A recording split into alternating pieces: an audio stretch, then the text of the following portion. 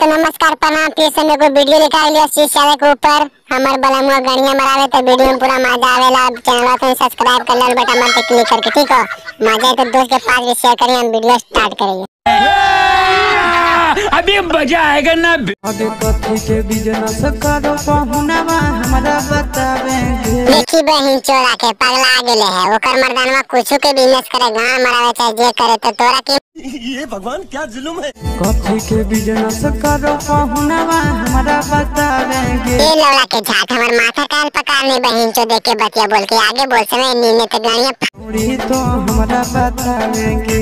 ए भौजी बताओ ने कौची कर रहो तोर मर्दानवा गांव में मरवावा हो का बहन चोद। अरे हमर बलमुआ डीजे बजावे।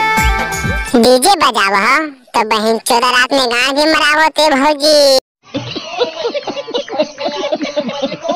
डीजे बजावे छोड़ी के नचावे। डीजे बजावे गणिया मरावे। DJ DJ Mulayam Singh. शाबाश बेटा, बहुत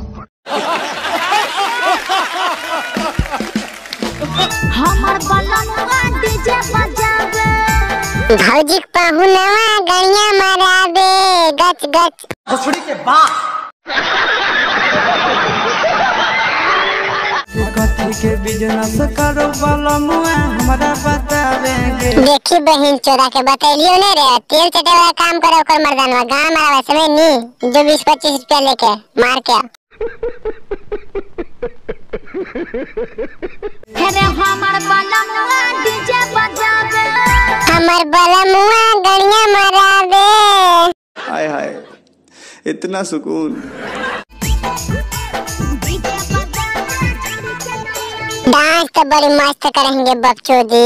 मन कर हमने कि लड़के मरा हम अपन गांव मरा लियो हां।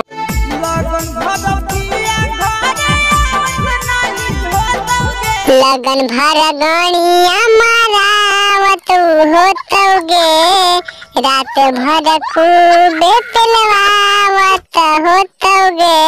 अरे नहीं रे मैं मरवावा हो गणिया तो कौची करो बता बहन चोद। पिकअप पर बांध के पिया चार गो डीजे रे। अच्छा कौची करो बहन चोद पिकअप पर डीजे बांध के 4 गो आगे बता तो।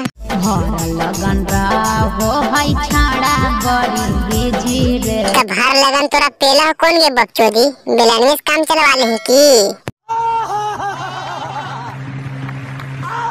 भाई अगर वीडियो और मजा आ गया तो चैनल को सब्सक्राइब कर लो बटन पे क्लिक करके, ठीक है। का चैनल पे ऐसे चिनार वीडियो मिलते रहोगे भाई तो मजा ले दोस्त के पास भी शेयर करें, लाइक कमेंट करिए, ठीक है। चैनल को जरूर सब्सक्राइब करने बाद बहुत मेहनत करके बनाए वीडियो, ठीक है।